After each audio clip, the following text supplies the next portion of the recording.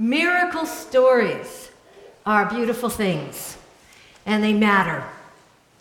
They matter because they are a human being's or a human community's record of a disruption in the natural order that made it feel like the universe is not just an empty, uncaring space, but that the ultimate nature of reality is love, expressed in the form of marvelous creation and creativity.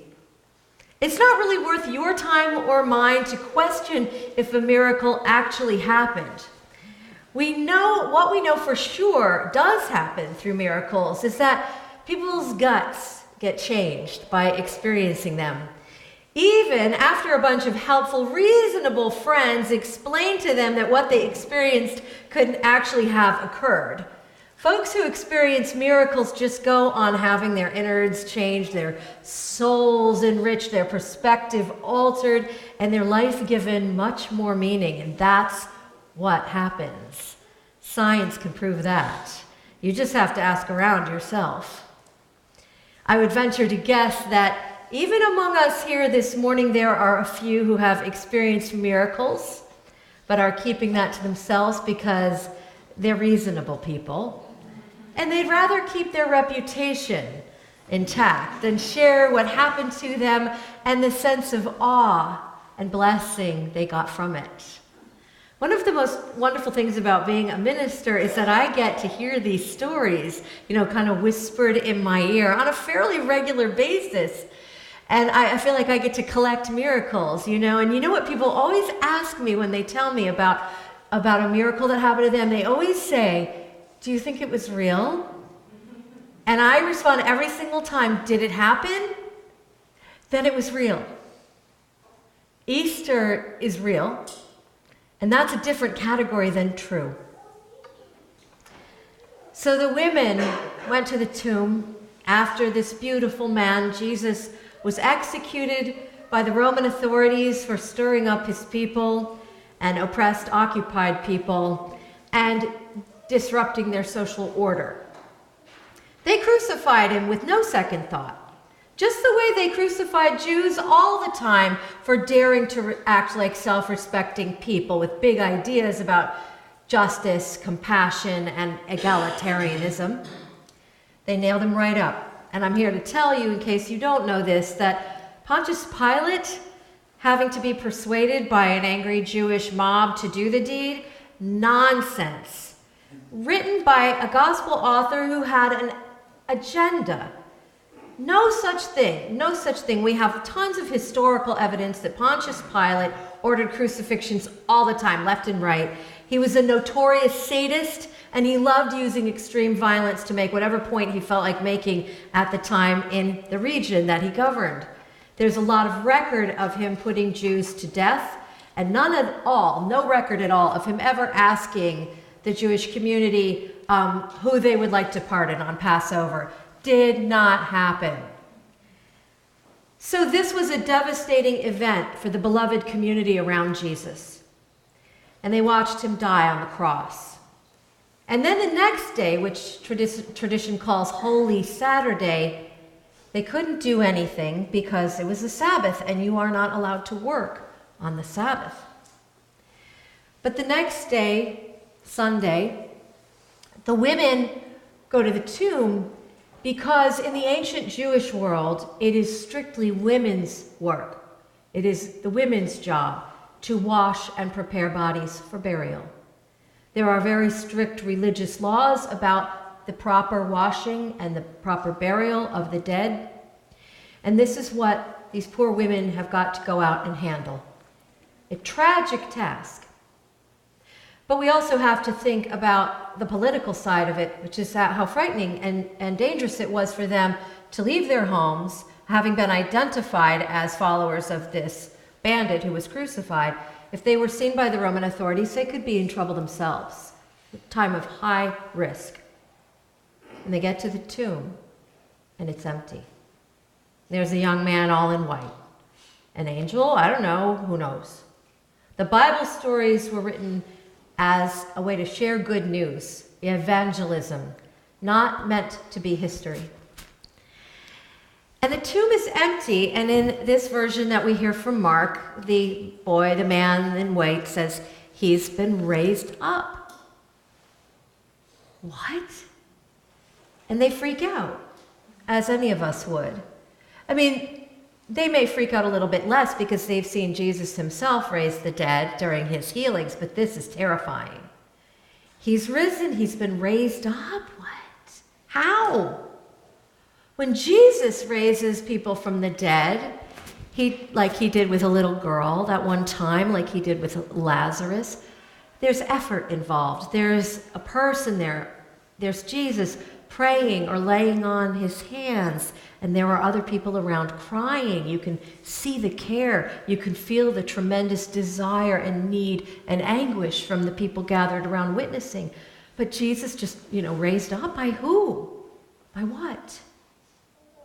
Well, one way to look at it would be to simply say that love did it. Love is the only thing that can do it. I'd like you to imagine with me the miracle that occurred before the miracle that happened even before the women get to the tomb with the stone rolled away and empty, okay? One of those women had to be the first one to wake up that morning. And she so easily could have said, I can't do this. It's too sad and dangerous, and I can't. But love, her devotion to Jesus and her community who needed her, got her off her sleeping mat or out of bed. And maybe someone was there with her, maybe a sympathetic husband or a child with a cup of something warm. And she washed and put on her tunic and strapped on her sandals and went to Mary, the Magdalene's house, and handed her a soaked rag for her swollen eyes and said, it's time, we have to go to him. And maybe they fell into each other's arms and sobbed. Maybe they had their arms around each other's shoulders when they headed out to the tomb. And when they saw Salome on the way, she too maybe fell into their arms. It was the raising up before the resurrection. And it's what we do for each other in this life. Who raised you? Your parents? A community? Your first love? Were you raised at all, properly speaking?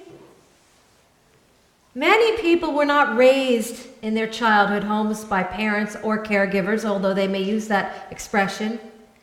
They weren't raised, they were instructed. They were governed, perhaps. Fed, sheltered, and sent to school, yeah. But raised? No. If anything, they were lowered by those who were charged to raise them, or to bring them up, as we also say. And it was others who actually raised them, maybe a grandparent, or a beloved teacher, or a coach, or a friend, the church, someone they knew just for a short time who made an indelible impression on their selfhood, someone who respected and encouraged their true essence, someone whose belief in them sustained them through the inevitable degradations that come to us all through the passage of time. Someone who saw the life in them. There's a guy named Chris Ross, who I follow on Twitter, who tweets regularly, "Raise up a woman today." He's mostly speaking to his own African American community to honor all those women who have known so much fear and buried so many of their beloved men. But it always brings tears to my eyes. That simple message of respect and compassion. Raise up a woman today. Simple and powerful.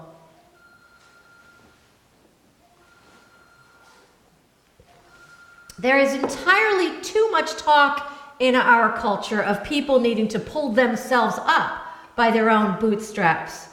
And that is the opposite message from the miracle of Easter, where we are not expected to raise ourselves, but love and grace do it for us. I was wondering if you heard the story of Bob Ebling.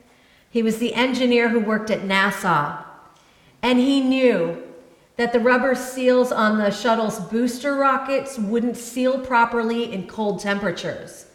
And that back in 1986, that was going to be the coldest launch ever, and that was the Challenger. Bob Ebling and 4 other NASA contracted engineers warned the managers, and they were just kind of blown off. NASA was really determined to go ahead with the launch, and President Ronald Reagan had a State of the Union address scheduled for that night to coincide with the launch, and he was going to tout the space program in his State of the Union address.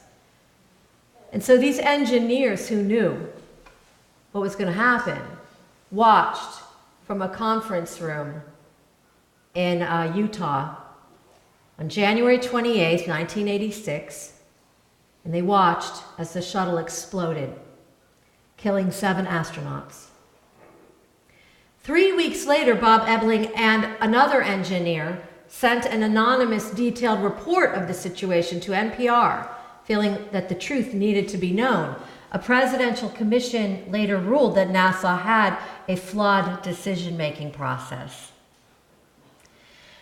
Bob Ebling retired soon after the explosion, and he suffered deep depression. He had headaches and went into what he called trances on a regular basis. It sounds like post-traumatic stress. He never, ever stopped blaming himself, even though he had tried very hard to stop the launch. He was a religious man, and he prayed about the sense of guilt that tormented him. For decades, he prayed about it. And he told the NPR reporter this past January, who did a story on it, he said, "I think that was one of the mistakes that God made. He shouldn't have picked me for the job. But next time I talk to him, I'm going to ask him, why me? You picked a loser." But then hundreds of NPR listeners wrote to Bob Ebling, and they said things like, "This is not on you. You did the due diligence. You were responsible. You are not to blame for this. God did not choose the wrong person. You are not a loser." And so he was healed by this. He was given back his personhood. The affirmation of the wider community of accountability exonerated him, placing the blame where it should have gone, on those who overrode the engineers' objections and cautions and warnings. They raised him up, and he died on Monday last week, having been given new life before his death. His granddaughter reported that he said, "You put my worrisome mind at ease." He said that to all those who had written messages of sympathy and support to him. He was given new life before his death. We have so much resurrection power in our love. That surging power that maketh all things new wants to work in our lives as surely as the lima bean wants to put out a sprout to germinate and grow. Sometimes we are the recipients of that renewing energy, but perhaps more often we are urged to be the conduits of it, to regard a place of death in a person or a place through the eyes of love, and to extend our hand or our efforts to say, "Give me your hand, let's be raised up together. By raising you, I uplift myself," and we experience grace together in that giving and that receiving. God of life, Spirit of love that surges through us and longs to make itself manifest, we give thanks this morning to all those people and things that have raised us up on the journey, who have been agents and emissaries of the resurrection spirit in our own lives and in this world. Thanks be to the Spirit that raises up life, and may it always have its way through us. Friends, you are the resurrection and the life. Amen.